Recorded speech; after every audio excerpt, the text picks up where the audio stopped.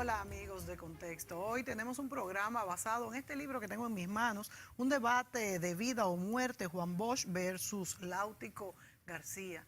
Este libro describe pues toda esa época que se vivió después del ajusticiamiento del tirano Rafael Leónidas Trujillo, una época, como todos sabemos, de dictaduras en toda América Latina, y que todo lo que podía oler a lo que se pudiera parecer a comunismo fuera diferente a las oligarquías de la época o de los regímenes, ¿verdad?, que provenían de dictámenes, pues se les cerraba el paso no solamente desde afuera, sino también desde adentro misma. En esa época, hablamos de 1961 más o menos, había pues dos partidos dominantes para esas elecciones y eran pues el PRD, como todos sabemos, pues hechura de Ángel Miolán y de Juan Bosch como candidato, y también estaba la Unión Cívica Nacional.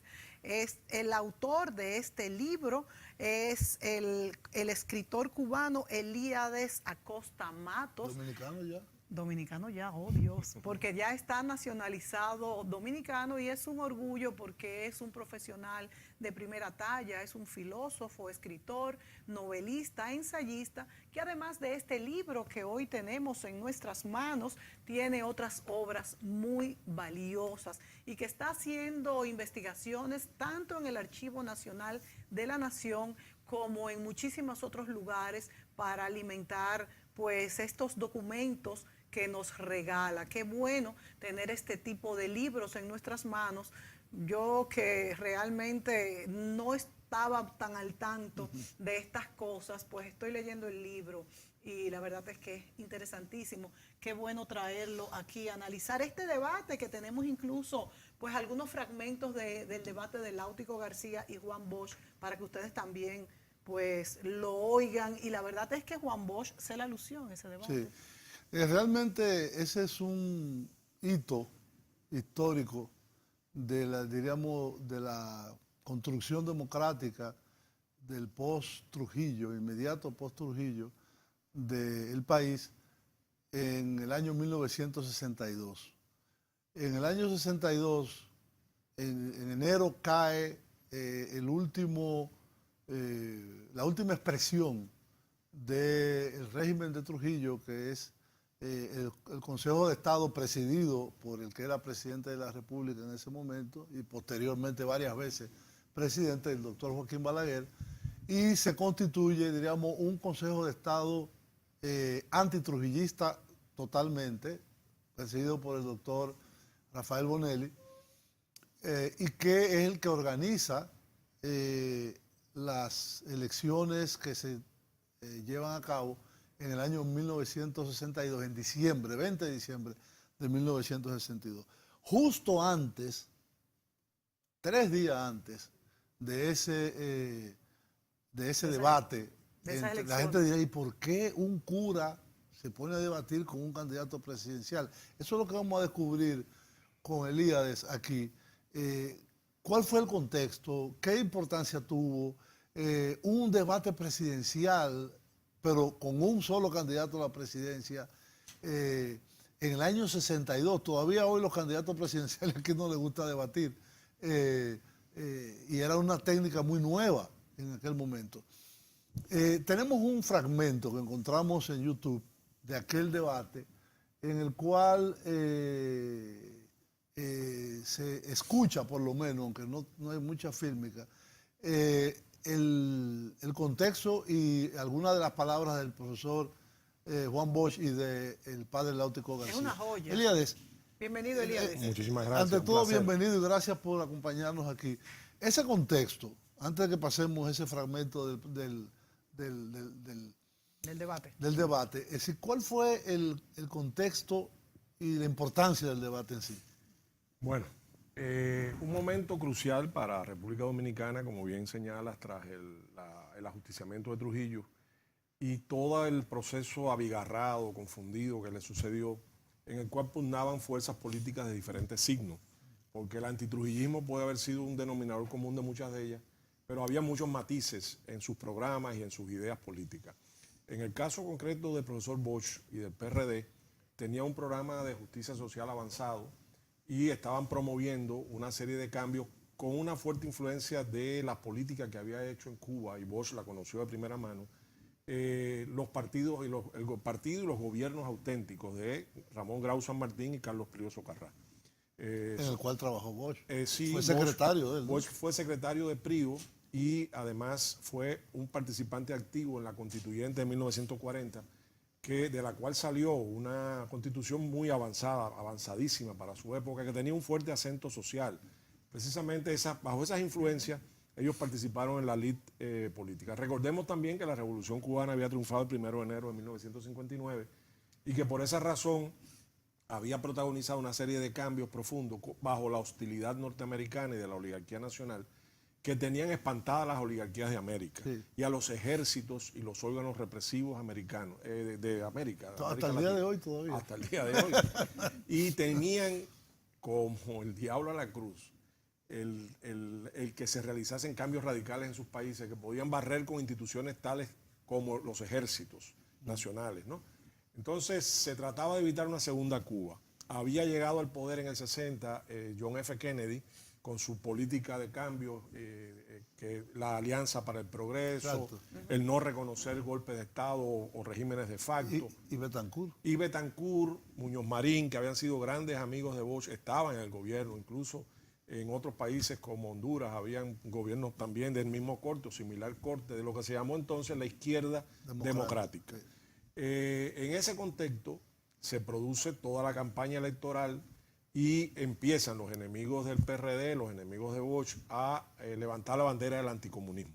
Porque también hay que recordar que estábamos en el momento más álgido de la Guerra Fría, sí, sí, donde dos grandes bloques se enfrentaban a muerte, el bloque socialista con la Unión Soviética al frente, el bloque capitalista con los Estados Unidos. Y acaba de pasar la crisis de los misiles en Cuba. La crisis que de los fue misiles, el punto más álgido. Claro. En el 62 y en el 61 la invasión de Playa Girón, también, que se trató precisamente por las armas, derrocar a la revolución. Entonces, en todo ese panorama se inscribe una campaña electoral como esta del 62 que exacerba las pasiones y que hace que muchos de los argumentos que se traigan para poner en el escenario dominicano hayan sido traídos por los pelos, como el del famoso anticomunismo, o la acusación de comunista al PRD y a Juan Bosch. Este es el marco. Que lo encabezó entonces la Iglesia. La Iglesia lo encabezó porque la Iglesia tenía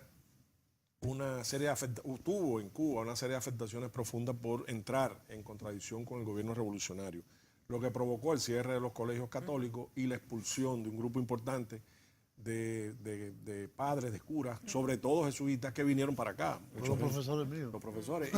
Y que además voy a decir lo que dije el día de la presentación del libro, con todo orgullo. Mi padre y mi madre fueron maestros del Colegio de Jesuitas de Santiago de Cuba, el famoso Colegio de Dolores. El de Belén era en La Habana. En La Habana, que Fidel estudió primero en Dolores, y después en Belén. Pero también estudió ahí Mascanosa, estudiaron los Bacardí, estudió Raúl, y luego casi todos pasaron a La Habana a otros colegios, a las universidades. Sí. Entonces vamos a ver el video del debate y entonces después entramos en desmenuzar la importancia que tuvo y que todavía tiene en la actualidad histórica y la actualidad de la República Dominicana, ese debate que tuvo el profesor Juan Bosch y el padre Láutico García. 6 días antes de las elecciones programadas para el 20 de diciembre de 1962, el PRD anunció el retiro de todas sus candidaturas en las elecciones generales, condicionando su participación a que la Iglesia Católica retirara la acusación de comunista que varios curas le habían hecho a su candidato presidencial. A mediados de diciembre, el padre Láutico García, de la Compañía de Jesús, publicó en el periódico gubernamental La Nación un artículo titulado «Juan Bosch, marxista-leninista», en el cual subrayaba la supuesta inclinación del candidato opositor por esa ideología. Ante esa publicación, Juan Bosch retó al sacerdote jesuita a un debate radial y televisado para que éste y la Iglesia Católica retiraran públicamente la acusación en su contra.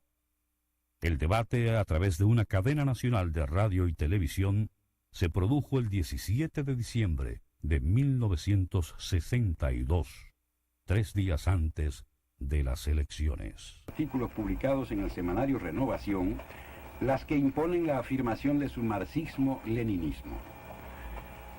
Entonces yo quiero preguntarle a usted ordenadamente, tal de su marxismo-leninismo.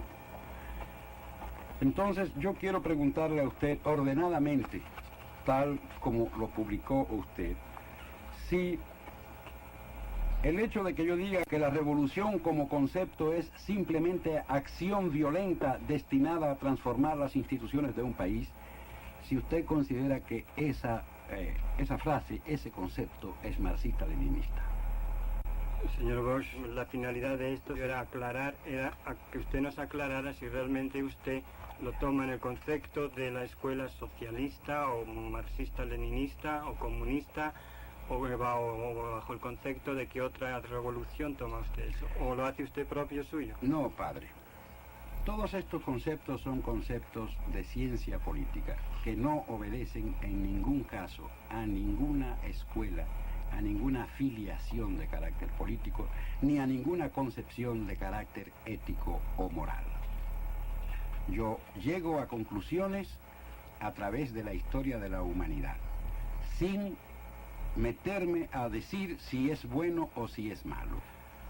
Quiero preguntarle, ¿cree usted que la Revolución Francesa era marxista-leninista? ¿Que la Revolución de Independencia Latinoamericana era marxista-leninista? No existía el marxismo-leninismo cuando la Revolución Francesa. ¿No fueron ambos movimientos violentos destinados a transformar las instituciones de un país? Concedido. ¿Cree usted que la Revolución Española de Franco era marxista-leninista? No me conceptúo capacitado o obligado a responder esa pregunta. ¿Fue esa revolución o no una acción violenta destinada a transformar las instituciones españolas? Posiblemente. Permite entonces, doctor, usted sobre el respecto de la revolución, ¿se ha vinculado o no se ha vinculado a ninguna escuela de pensamiento revolucionario? Padre, le he dicho que yo he escrito estos artículos con un absoluto criterio científico sin vincularme a ningún concepto. He tratado de explicar en estos artículos los conceptos de revolución y de gobierno revolucionario, lo mismo para las revoluciones agrarias de Grecia, que para las revoluciones de la Europa moderna, que para las revoluciones del porvenir, porque hay leyes políticas permanentes en los movimientos sociales. Perfectamente, yo le admito esa explicación por mi parte personalmente. Yo quiero que el pueblo dominicano oiga que ese concepto de revolución, que también se da en el marxismo-leninismo, en muchísimas frases de Lenin, que usted, aunque vierta ese pensamiento, no tiene ninguna relación con Lenin. Padre, el hecho de que yo reconozca a Lenin como un revolucionario dentro de sus ideas, no quiere decir que yo comparta esas ideas, ni las he compartido jamás, ni las he predicado. Yo soy demócrata, y la democracia es lo contrario del comunismo. Después de más de 3 horas de duración, el debate terminó cuando el padre Láutico García admitió que el profesor Juan Bosch no era comunista, como anteriormente lo había juzgado. Miles de personas se lanzaron a las calles a celebrar la superioridad intelectual que Bosch había demostrado en la discusión, gritando consignas a favor de su candidatura presidencial.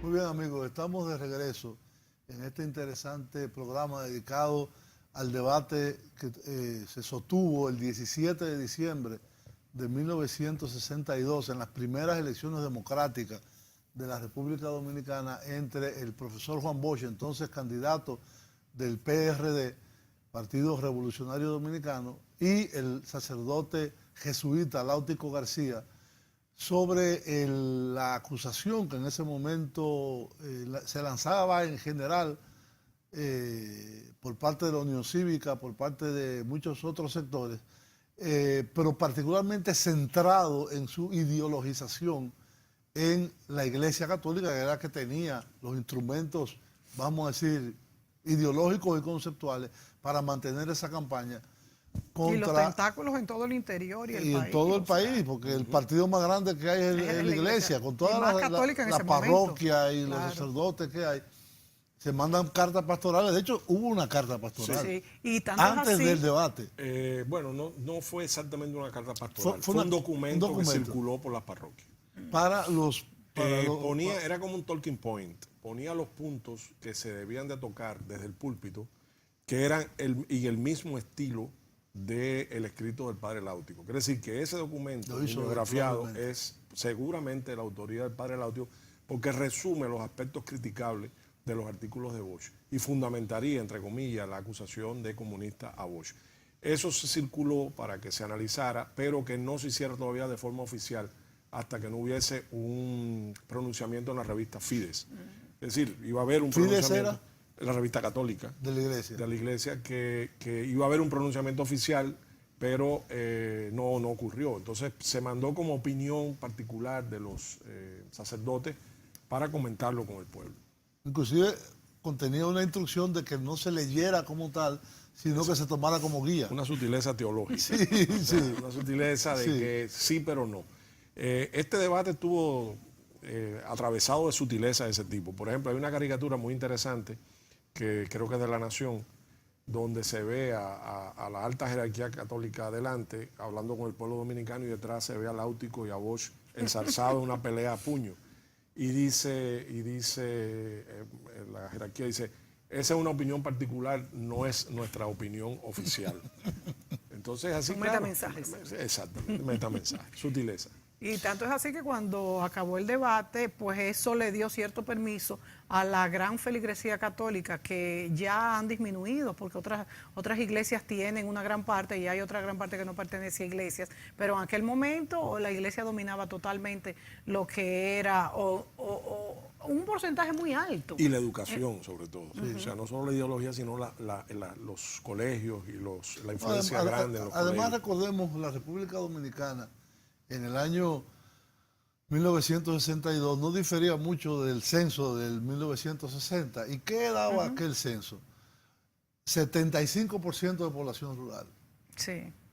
La ciudad más grande, Ciudad de Santo Domingo, en el 60 tenía 300.000 habitantes. Poco desarrollo con relación al día de hoy, ¿no? De la infraestructura, de servicios sociales, y sobre todo una pobreza y analfabetismo y aislamiento muy extendido. De hecho, una tradición que todavía se mantiene hasta el día de hoy, y que fue una exigencia del PRD de la época y del profesor Bosch, era que las boletas de voto, que no era una sola boleta como es ahora, única, sino que eran boletines por partido, tuvieran colores. Sí. ¿Y por qué lo decía los colores? Porque la gente identificaba el color con el partido, no sabía las letras que ponían. Si todas hubieran sido del mismo color, de un color neutro, vamos a decir, hubiera habido más confusión entre la gente, porque no sabrían por quién votar. Y eso dio como resultado un resultado extraordinario. El resultado del debate y la campaña que hizo Bosch centrado en temas sociales. Aunque en este libro se demuestra, Bosch estaba consciente que lo iban a tumbar. Sí, había una especie de, vamos a decir, resignación, en el sentido positivo de la palabra, de que había grandes perspectivas de que no terminase el mandato. Incluso varias veces lo expresó antes y durante y después, por supuesto, ya corroborado después de su mandato. Él sabía que las fuerzas a las que se iba a enfrentar eran enormes, que necesitaba hombres y mujeres a su alrededor capaces de llevar a cabo una obra de gobierno. Hay otro libro mío sobre cómo fue el gobierno de Bosch, que se llama Revolución Inconclusa. En ese libro yo analizo la papelería de la Secretaría de la Presidencia durante el mandato de Bosch. De 7 meses. Los asuntos que tocó, los estilos de trabajo, la forma, cuáles eran sus prioridades, etc. Y por ejemplo, en ese libro demuestra que solo en el primer mes de ya como presidente, es decir, el mes de marzo del 63, le habían solicitado 30.000 entrevistas del pueblo. 30.000 solicitudes de entrevistas, de las cuales solo podía cumplir y cumplió alrededor de 300. Entrevistas individuales. Personales. Sí, entrevistas al presidente. Yo quiero plantearle mi problema, que haga una solicitud de ese tipo. Y lógicamente tenía que trabajar a veces hasta 16 y 18 horas diarias, él y su equipo de trabajo. Entonces, aún así, no todo el mundo estuvo a la altura del momento histórico, ni de siquiera de su equipo a su alrededor. Y eso se demostró en las dificultades que tuvo para gobernar, no por ineptitud ni por falta de claridad, sino porque era como dijo Marx de la Comuna de París de 1873, que fue un asalto al cielo. Es decir, era muy justo lo que querían hacer, pero era inalcanzable dadas las condiciones del momento. Entonces, Bosch trató de hacer una profunda revolución democrática en el país, que no copiara el molde de la Revolución Cubana, porque tenía otro contexto histórico la Revolución Cubana, pero que sí le permitiera hacer las transformaciones radicales que necesitaba la situación de desajustes estructurales de la nación dominicana. Y trató de hacer un gobierno con todo, como diría Martí, con todos y para el bien de todos. Sí. Incluso le ofreció a los partidos de oposición derrotados en las urnas puestos como ministros en su gobierno. Y solamente un partido aceptó y los demás se negaron. ¿Fue el socialcristiano? Vanguardia Revolucionaria, sí. Sí, de Orne Cuacú. Entonces, eso te demuestra también que él trató de evitar los males. Él trató de tener una relación con los militares y con los órganos de la seguridad buena, con el embajador norteamericano. Se había entrevistado el 10 de enero como presidente electo, pero aún no había asumido su función, con el presidente Kennedy, una famosísima entrevista muy positiva que tuvo en la Casa Blanca, en el despacho Oval, pero nada de eso al final logró quebrar la conspiración ni los intereses que estaba afectando en la práctica con esas medidas de austeridad y de anticorrupción que aplicó en su momento. Sí. Es curioso, como tú decías, Bosch formaba parte de una corriente. Exacto. Que se desarrolló, diríamos, desde el APRA en Perú, exacto, con Aya de la Torre, hasta, bueno, los años 70, 80, que fue lo que se le llamó, para distinguirla del resto de las corrientes políticas, la izquierda democrática. Así es. Que eran parte Acción Democrática de Venezuela, con el presidente Rómulo Betancourt, era parte Muñoz Marín, en Puerto Rico. Luis Muñoz Marín, del partido que subió al gobierno con la bandera de la independencia de Puerto Rico, pero no lo cumplió. Figueres, en Costa Rica. Pepe Figueres en Costa Rica, y varios otros gobiernos más que, diríamos, asumieron una transformación social en democracia.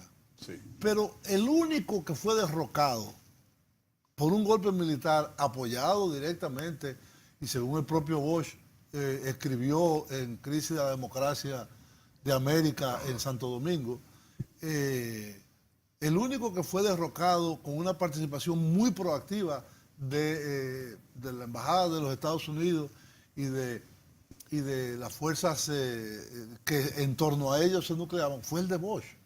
Y el de Honduras, un mes después de Bosch. O sea, el de Honduras, Gargamento, ahora no recordé su nombre y su apellido, estuvo en la toma de posesión de Bosch. Vino, pertenecía a la izquierda democrática. En el Caribe y en la nación están los discursos que pronunció aquí, con un alto sentido social y progresista. Duró después de Bosch menos de un mes y fue también derrocado por un golpe. Y el tercer gran perdedor de esa corriente reformista, de aliento social, fue el propio Kennedy, que solamente sobrevivió a Bosch 2 meses después del derrocamiento, porque tiene que ver también con la política que nunca ha sido, y no lo es hoy, homogénea norteamericana. No lo hay. Hay una política de bloques de poder dentro del establishment que cada uno representa intereses diferentes, aunque puedan coincidir en lo fundamental. Pero, por ejemplo, el golpe contra Bosch, en mi opinión, fue también un golpe contra Kennedy, porque le cerró las vías a la reforma en América Latina y empezó la era de las dictaduras descarnadas que tuvimos en los 70 y parte de los 60. Porque la vía que llevaba reformista con la Alianza para el Progreso, los cuerpos de paz... Que fue una reacción a la Revolución Cubana. Por supuesto, para tratar de evitar una segunda Cuba. Exacto. Pero que tenía un contenido positivo. Agraria, claro, educación, alfabetización, salud, construcción de infraestructura. Todo eso se vino abajo con el asesinato de Kennedy y la llegada al poder primero de Johnson y los posteriores, sobre todo con Nixon. Nos tenemos que ir a la pausa y seguimos con este interesantísimo análisis sobre esa época.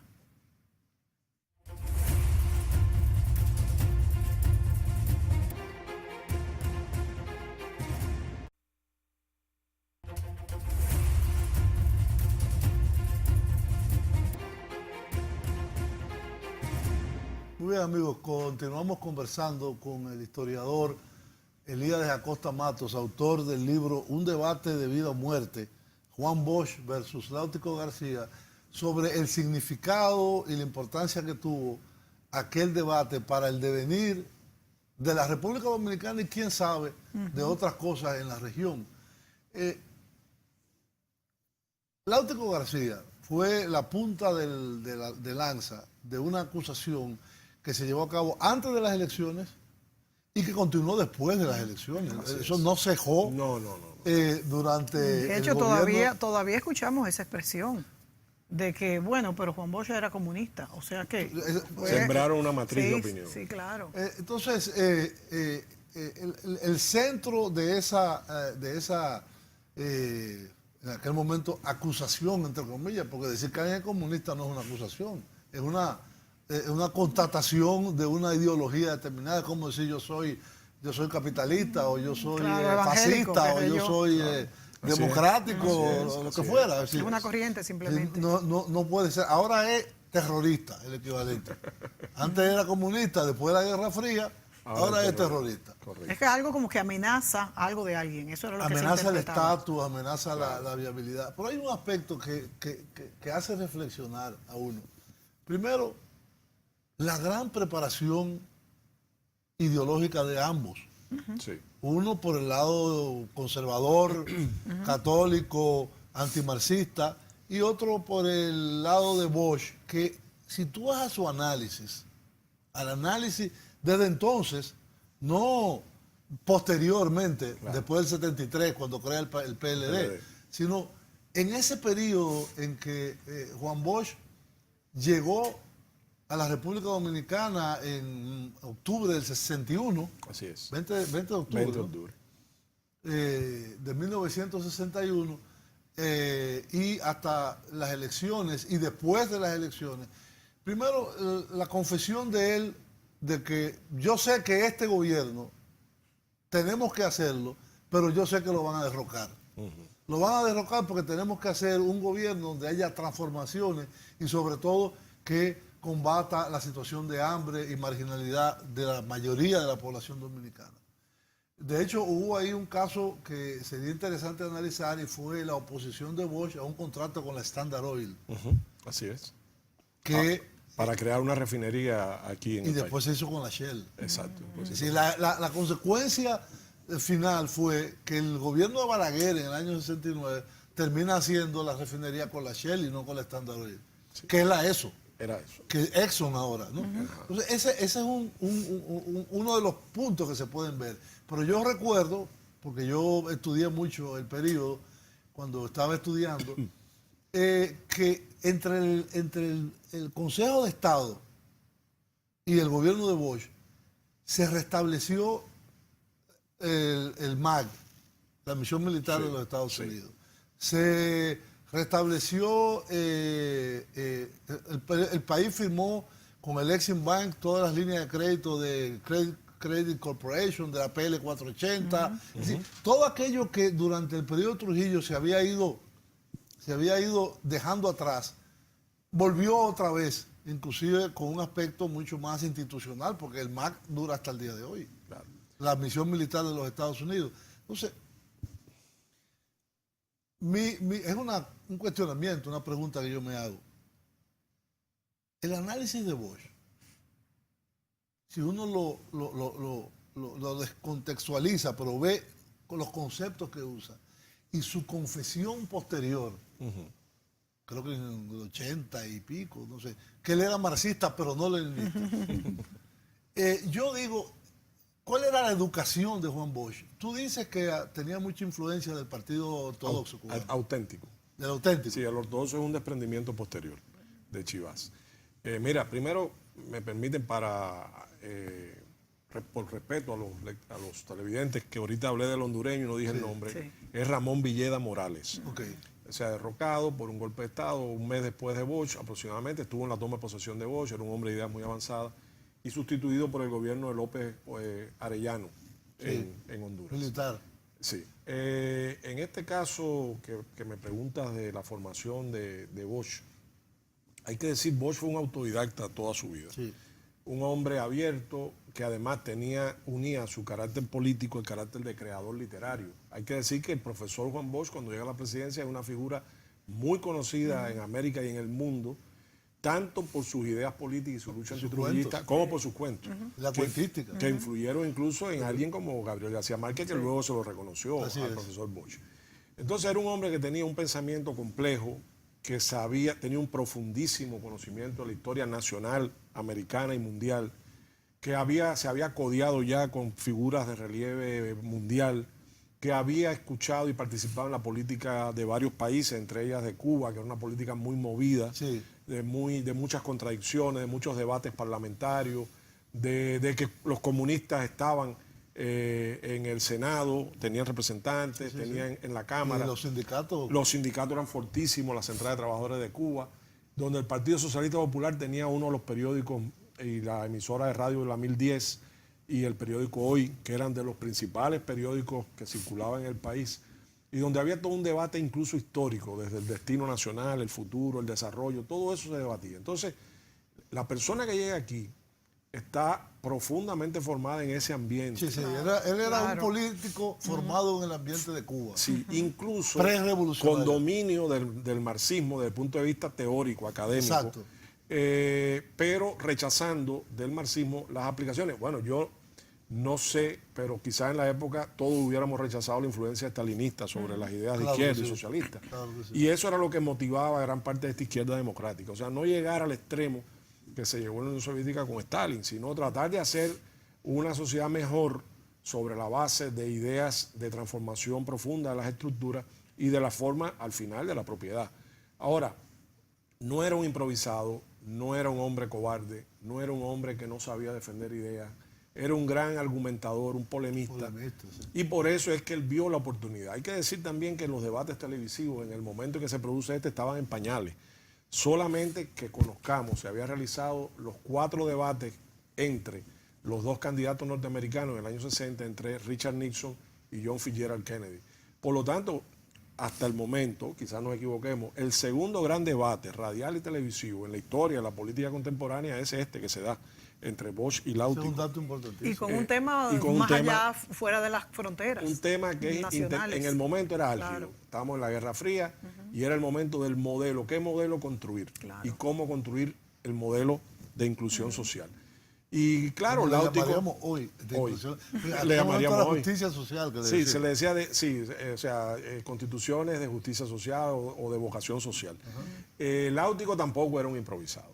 El padre Láutico García tenía 3 doctorados al momento de sentarse. Los jesuitas siempre, son brillantes, hasta aunque él, fíjense que no tenía ese arrojo de rapidez que tenía Juan Bosch, y otros jesuitas también tuvieron, pero era brillante. Era brillante. Y el debate fueron 3 horas. Quiere decir, no fue sencillo para ninguna de las partes. Más de 3 horas duró y tuvo momentos de alto vuelo intelectual. O sea, hubo momentos que era de aclarar detalles. ¿Hay una transcripción in extenso del debate? De las 3 horas, solo el Archivo General de la Nación ha podido preservar 1 hora 15 minutos. Transcrita. Fílmica. Está grabada, ¿Fílmica o escrita? Grabación, audio. Pero sí se sabe que existió una grabación magnetofónica de las 3 horas. Porque a ello se refiere, ya siendo Bosch presidente y estando el momento duro de la oposición contra su gobierno, a ello se refiere uno de sus principales adversarios políticos, Rafael Bonilla Ibar, Bonillita, en un artículo que publica en Prensa Libre, que empieza a salir en julio. Bosch es derrocado en septiembre. Y Prensa Libre, que fue un ariete contra Bosch, que fue visceralmente antibochista y anti-PRD, trata de resucitar en julio el debate de diciembre pasado. Y entrevista al padre Láutico García en julio. Y en la entrevista le trata de alar la lengua, como decimos en la calle, para que diga cosas que pongan más duro el ambiente contra Bosch. Y Láutico, de una manera con hidalguía, le dice: yo lo que tuve que decir ya lo dije en su momento, yo no voy a abrir nuevas heridas. Y entonces Bonilla, como le quedó cojo el artículo, lo rellena con una transcripción que hace él, que yo dudaría, habría que cotejarla, de su veracidad, pero una transcripción del momento mejor de Láutico y peor de Bosch, en un momento de la discusión. Y la publica, pero dice: yo tengo la grabación magnetofónica del debate y por esa razón puedo transcribir lo que aquí vamos a O sea que publicar. no existe transcrito No. otra. La única transcripción que conocemos en extensa es Es esa. esta del libro, que se hizo especialmente para el libro, Bueno, vámonos a la pausa. Que es la que tiene el archivo. que es la que tiene el Que la archivo. sacaste del Del archivo correcto. general de la Nación. Volvemos.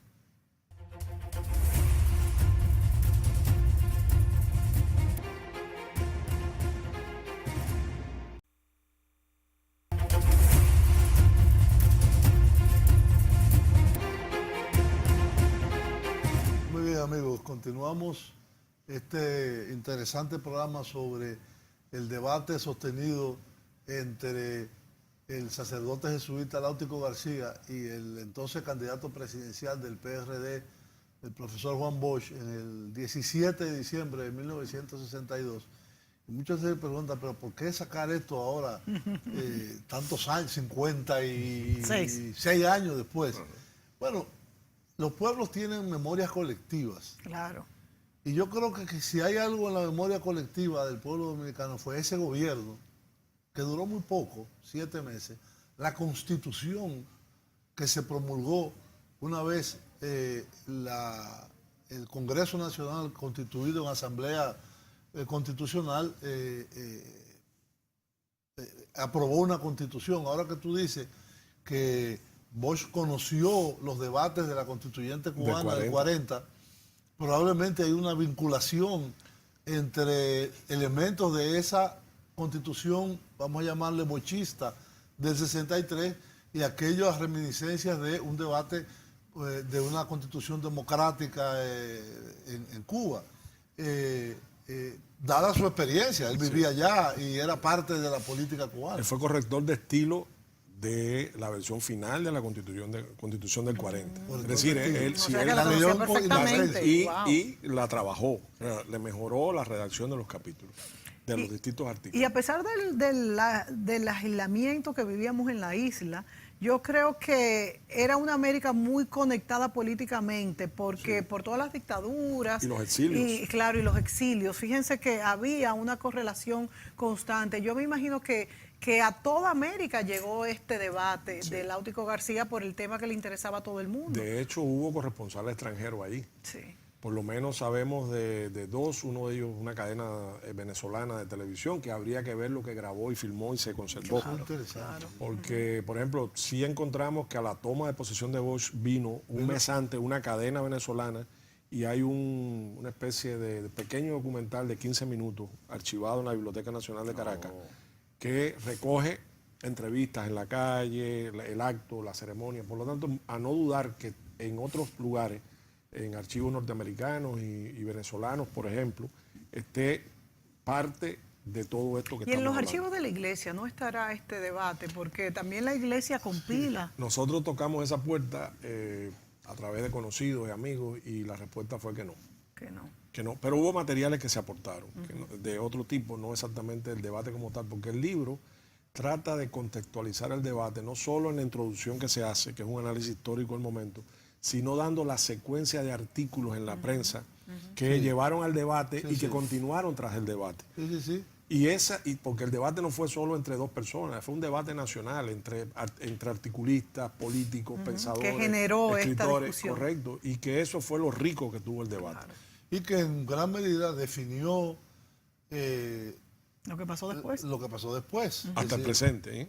Hasta el presente. Sí, sí, sí, sí, sí. Porque arroba su luz la hasta el elección y el derrocamiento de Bosch en el año 63 no se entiende qué pasó después en la República Dominicana con el triunvirato, la guerra de abril del 65, la intervención norteamericana y después los 12 años de Balaguer. Sí. Y todo eso es parte de un mismo hilo conductor. Entonces, la República Dominicana de hoy, inclusive su sistema de partidos, se explica por ello. Somos hijos en gran de parte. esto. Tiene toda la Claro, razón. claro. Pienso igual y pienso que además, lo dijiste ahorita y Mónica también lo ha mencionado, la importancia de la historia para entender el presente y el futuro de una nación. O sea, la historia no es un saco roto ni algo que se deja para sacarlo en una fecha patria. La historia es lo que nos condiciona, lo que nos ha traído hasta hoy, con sus aciertos y desaciertos, y lo que nos va a garantizar saber hacia dónde vamos. Incluso lo que se queda en la mente y lo que no se ha quedado, que Exacto. muchos lo desconocen, Exacto. es importante ponerlo sobre la mesa. Correcto. Bueno, había un gran pensador muy conocido que decía, quien no conoce su historia no tiene futuro. Y condenada a repetirlo, como decía Borges, creo Sí, que era. pero Sí, así- lo interesante de esto es precisamente que los pueblos, cuando entran en ebullición social, política, ideológica, redescubren su historia. O sea, todos los grandes, y si no estudias la propia historia dominicana, y este momento del debate, como en un momento de crisis la gente vuelve la vista atrás para buscar soluciones Y las entender dónde se catarsis vive. son momentos muy importantes, como lo fue este, y como es la que vivimos ahora, porque vivimos Así un es. momento de catarsis. Por eso es que está ahora los debates sobre los símbolos patrios, sobre la nacionalidad, sobre la historia, sobre Duarte, sobre los restauradores. Y siempre va a ser así. O sea, la historia no es una ciencia muerta. así es. Hay un último interrogante. Juan Bosch vivió la mayoría de su exilio antitrujillista en Cuba, pero al momento del triunfo de Fidel Castro y la revolución en el 58, ¿estaba Bosch allá? No. Estaba en Bosch- Costa Rica, ¿no? Sí, en Costa Rica. Bosch había tenido que salir cuando, después del asalto al cuartel Moncada en el año 53, perdón, se arrecia la represión contra todo el que podía estar vinculado a ese grupo. Y entre ellos él recibe allanamientos en la casa, presiones, seguimientos en la calle, interrogatorios, detenciones breves, y se ve obligado a salir del país y va... ¿Cuándo sale? Él sale en el año 58. Antes del triunfo. Antes del triunfo. Y luego el triunfo lo sorprende en Costa Rica, en la escuela que precisamente la izquierda democrática de pensamiento político Exacto. que tenía Sí. allí en Costa Rica. Entonces, él lo sorprende el triunfo fuera, pero si una de las personas que lo pudo haber entendido en su momento mejor fue él, porque fue protagonista directo. claro. Conocía a todos los protagonistas, conocía las virtudes y defectos, las limitaciones, conocía por dentro el régimen de Batista, que fue, ahora lo están tratando de reivindicar algunos pensadores y algunas figuras, pero fue un régimen nefasto desde todo punto de vista, desde el punto de vista de la economía nacional, el robo y la corrupción, y también desde el punto de vista de la represión, que costó miles de vidas, sobre todo los más jóvenes, la juventud ¿Y cubana. quién está tratando de reivindicar a Batista? Sí, Los bueno, que mismos bueno, que están aquí en tratando Trujillo. de reivindicar a Trujillo, claro, los primero mismitos. la propia familia, Claro, igual que el caso exacto. dominicano, Sí, que claro. incluso han llegado a contratar figuras conocidas, escritoras, una escritora conocida cubana Que le vive en laven la París, historia. que haga una biografía novelada de Claro. Batista. Se está haciendo lo mismo con Gerardo Machado, el tirano derrocado, amigo de Trujillo en el año 33. Y en esto hay un común denominador en estos intentos de resucitar y de traer y de lavar la imagen de esta figura, que es atacar a la Revolución Cubana. O sea, si ellos no fueron tan malos, o usan ese argumento, lo que vino atrás fue peor. Y por esa Aunque razón no tiene nada que ver, pero se utiliza. se dice que fueron lo que se dice de Trujillo aquí, los modernizadores, los que hicieron las grandes construcciones. Lo mismo que Pérez Jiménez en Venezuela. En Venezuela, pero es que ese es un rasgo, el gigantismo faraónico, un rasgo de los dictadores. O sea, eso no significa necesariamente desarrollo ni inclusión social, ni justicia Y social. muchos dicen también, con el caso del nieto de Ramfis, que si puede postularse para un partido político, el nieto de Ramfis, un pichón, porque le atribuyen las cosas de su abuelo. Él no es nieto de Rafi. Eh, Es hijo. sobrino. Bueno, perdón, sobrino, hijo Sobrino, evangélico. es hijo de una hermana. Sí, que es sí, pero Domínguez por Trujillo. eso. Pero entonces es nieto. De Exacto, Trujillo. es nieto. De Eso Trujillo. fue lo De que- Trujillo. de Trujillo, sí. Sí, De fue de Rafael Trujillo que quise Leonidas. decir. Exacto, de Trujillo, del dictador, que es Sí, quien claro. nos ocupa. Entonces, pues, se dice, bueno, si este está participando cualquier otro, o sea, se tejen argucias alrededor de estos personajes Claro. que pueden dar al traste con que, bueno, el otro no era tan malo. Eso es terrible porque eso obvia, en primer lugar, las culpas históricas que están. Así es. Y luego obvia también las responsabilidades morales. Porque cuando hay crímenes, y cuando hay sangre, Claro. y cuando hay latrocinio, y cuando hay sufrimiento, hay responsabilidades morales que, si bien es cierto, no necesariamente se heredan por un descendiente, si el descendiente está reivindicando Así, ese es el punto. esa Ese herencia, es el punto. y si además se formó y se educó con el dinero robado al pueblo dominicano y todavía dice que tú quieres un gobierno de mano dura sin dictadura, es una forma de continuar la obra Es, nefasta. lo del es, pueblo. es reivindicar la claro. dictadura. Es eso. Es muy peligroso. Muy bien, amigos, ya se nos terminó el tiempo en este interesante programa. Ojalá hagamos más programas así de reflexión histórica dominicana o regional. Aprovechar o Eliades en este Con mucho sentido, gusto. que ha y hecho este tantas libro, que investigaciones. se lo recomendamos a todos, un debate de vida o muerte, el debate entre Láutico García y el profesor Juan Bosch, está de venta en las principales librerías del país. Y que es una historia que todavía se aplica porque es la madre de lo que estamos viviendo hoy en día. Sí, exacto. Es decir, que aquellos que se interesen pueden adquirirlo en cualquiera de las librerías importantes del país. Muchas gracias y será hasta mañana.